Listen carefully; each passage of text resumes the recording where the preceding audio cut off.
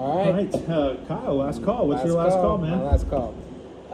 Okay, getting back to the flag burning. I just think, President Trump, I'm not an always Trumper. I'm criticizing him on doing the executive order to not have flag burning. And that's a core tenet of being American. Freedom of speech, freedom of movement, freedom of protest. And we have that right in America. And to take that away is terrible. I mean, freedom of speech is not the speech that you like. It's the speech you don't like. Hate speech, so to speak. And that's why I hate speech laws too. Because who's the arbiter of hate speech? And who's the arbiter of, you can burn a flag, you can't burn a flag. Those are basic rights that were given to us as Americans in the Constitution. And I think it's not going to be, in law probably, hopefully, because it's just an executive order. But I think it's terrible. And, we fought.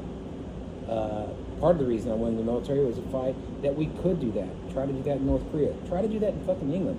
You're not going to get away with it. You'll get arrested. Something bad's going to happen to you. Here, it shouldn't be like that. And that's my last call.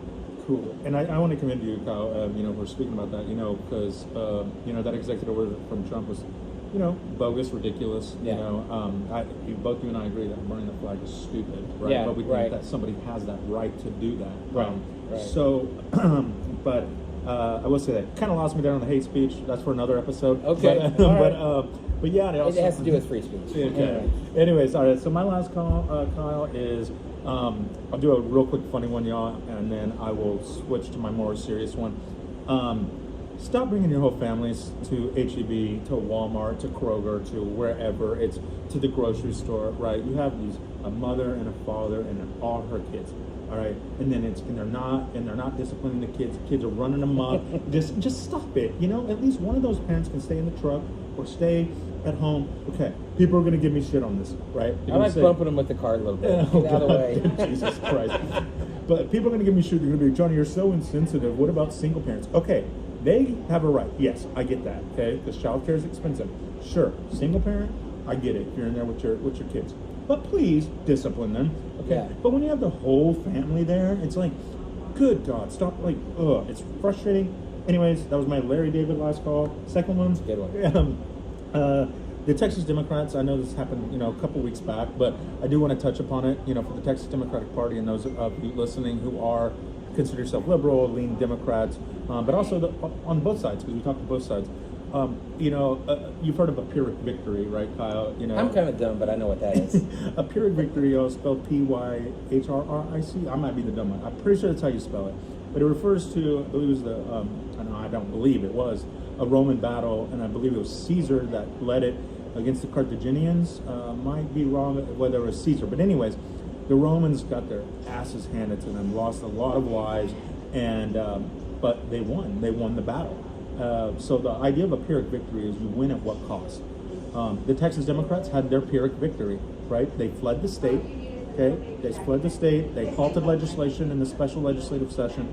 But eventually, and we both knew, and a lot of people who follow politics knew, that they were going to come back and it was going to pass, and it did, right? But their Pyrrhic victory is that they triggered all of these blue states, governors specifically Newsom, Hochul in New York, Pritzker in Illinois, to start pushing to redraw their redistricting. So it was a Pyrrhic victory in the sense that the congressional map still went through the same, and that does not favor Democrats in Texas, but they claimed that victory.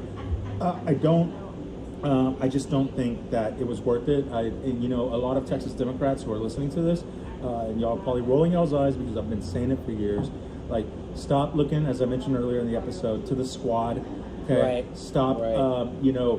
Thinking that Governor Newsom from California, another blue state, is the answer. They're not the answer for Texas Democrats, and if you keep 100%. latching on to them, you're going to hurt the Texas Democratic message even more. Right? Pyrrhic victory. Don't hold on to the squad, to these blue state governors, right?